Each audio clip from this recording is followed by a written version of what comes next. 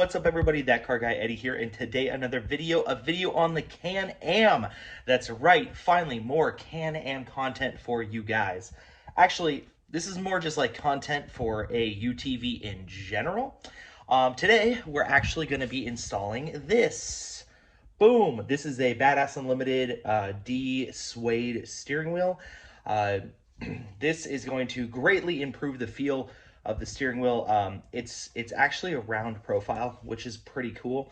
And then of course it does have the finger areas here, and it is a flat bottom. Now, how does this compare to the stock steering wheel? Well, when I get it all apart, I'm going to actually show you guys kind of the comparisons between the two. The big difference is this particular one doesn't have any concave to it. If you look, it's 100% flat. And what that's going to do is that's going to kind of recess the steering wheel back a little bit, but it also has this hub that you have to put on. So for those of you that don't know how to remove your steering wheel on a Can-Am X3, it's actually pretty simple. You really just need a little bit of patience. A 24mm socket. Huge shout out to my boy Whitney, who just lives a couple of blocks away, for leaving dinner to get me a socket so I can make this video for you. So thanks, dude. I appreciate that. But then you put this on, and this is basically a spline converter. If you look on the inside of this, you'll see that there's splines in here, and those splines actually hold on to your steering shaft. And this is actually, you know, what turns the wheel. Well, this has these 6 screws attached to it, and technically you can use any 6-screw steering wheel attached. So this attaches to this, and then this is actually bolted onto your stock steering. So big shout out to Badass Unlimited over there. Scott, the owner, he's a super cool guy. I reached out to him and I was like, dude, your products are pretty nice. And I was looking at steering wheels originally. I was like, man, I really want a steering wheel. I want some bling in the cabin on the Can-Am. What can I get? And that's kind of how I stumbled across this Badass Unlimited products here. You know, and it's a locally owned and operated guy. He actually runs a shop, and he does have some really cool online stuff available. So if you want, you can go check that out. You'll see some cool things that I got for the middle. I got a Can-Am orange, look at that. Steering wheel bolt cover, which is going to be cool. And then of course the Badass logo, which is kind of cool. It's like a really, really pissed off donkey. I was like, man, if this was a goat, this would be even better. But look at this logo, man. He's got the earring, he's got the star, he's got flames, he's got, man, this is like what I would have been in 2000 had I gotten a bunch of tattoos. I would look just like that guy. Anyways, so that's pretty cool. So let me go ahead and cut to a little bit of the install, and we'll go from there. Okay, so here I sit in the Can-Am, and I have all the parts right up here. Basically what you're gonna have in the Can-Am, and there's a million videos on how to remove steering wheels and stuff, is you're gonna have the steering wheel piece. It's right here, and I took that out with a flathead screwdriver. Looks just like this. You just insert it from the bottom. If you see there's a little hole there, pop it up, and your centerpiece will come out. Then you'll have this, and that will reveal this bolt. And that is where you need a 24mm right here. Now, here's the thing.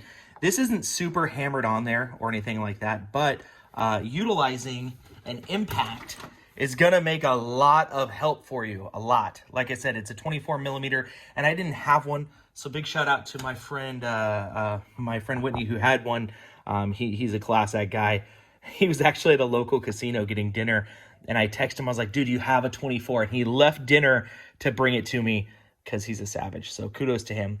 So anyways, so there's a little bit of a trick when you take a steering wheel off. So when you take a steering wheel off, you don't take the bolt completely out, and I'll tell you why. If you take the bolt completely out, you will, oops, that's the lock side. If you take the bolt completely out and then you pull the wheel off, there's a chance that you might actually hit your face with it. You don't want to do that. So take it out, put it a couple finger tight, yank, yank, yank, yank, yank. I actually had to beat on mine a little bit, and I was able to pop it off. Now, the reason you don't want to just pull it off violently is because you want to try to keep the steering wheel as straight as possible for when you put your other steering wheel back on. But let me put my seat back to where it was. So this is where my seat normally is, and you can see I have probably, I don't know, 3 inches or so of leg room on either side. Like I said, I'm 6'2", 280. I'm a pretty big guy. I don't have any room sitting in the Can-Am in like any problem. I don't feel cramped in here at all. But the wheel is going to play a big factor. Plus, it's just going to make the front of this look good. So let's see if we can get this off and put the other one on. Talk to you in a second. All right, I wanted to show you these two comparison right on top of each other. The biggest gain that you're going to get by getting this is if you look down here on the bottom, you're probably going to get about a ½ an inch of clearance on the bottom of your steering wheel by going with something flat bottom. So even though the Can-Am has the flat bottom steering wheel, because it doesn't, these corners, that corner and this corner here, don't happen until the bottom, it gives it more of that profile versus a true flat bottom steering wheel. So that's what it's going to look like. And that's kind of the difference between the two. This is the hub adapter, and man, this thing is a piece of art. This is one solid billet piece of aluminum here with some grooves in here. You get that awesome badass logo right there. And when you install this, you just install this logo up. So in this particular case, I'm gonna say ass up because that's the logo. And we're gonna try to get it as straight as possible so that that is in the 12 o'clock position and we just push it on. Was that it?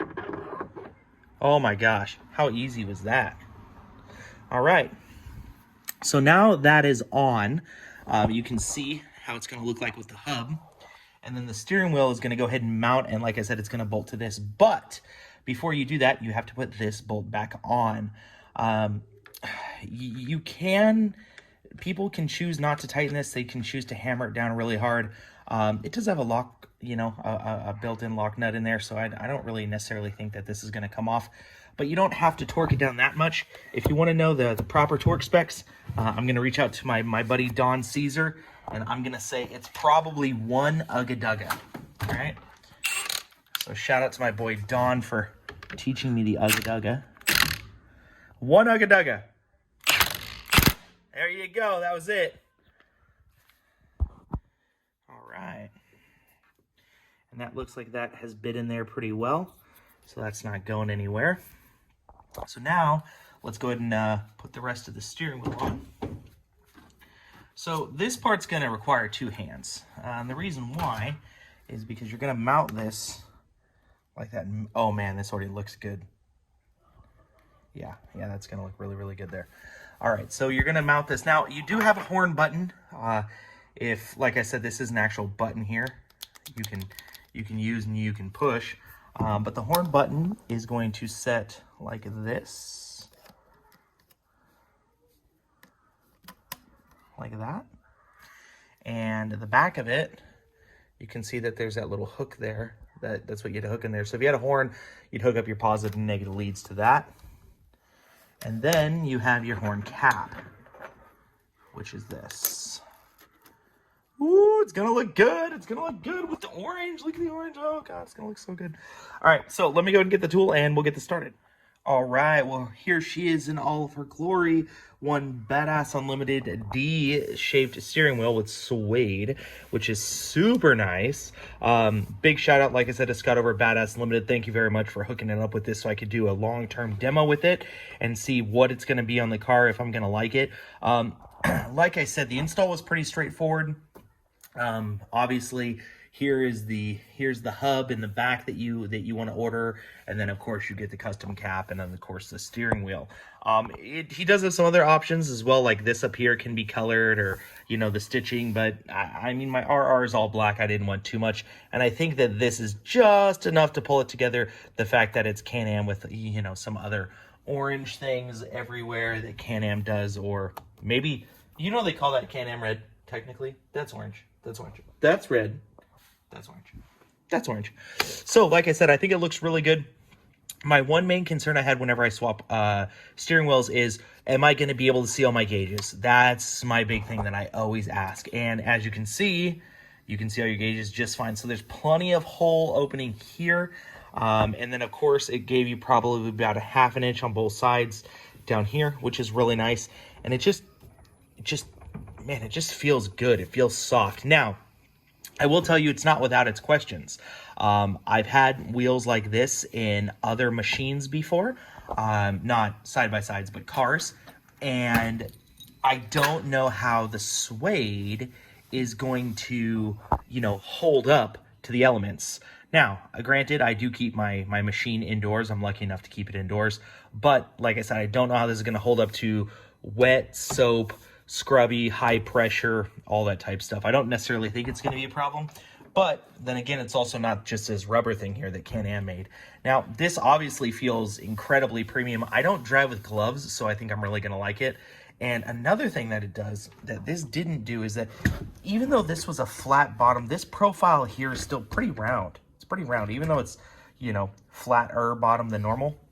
With this being that flat bottom, you have a really good grip here of the wheel.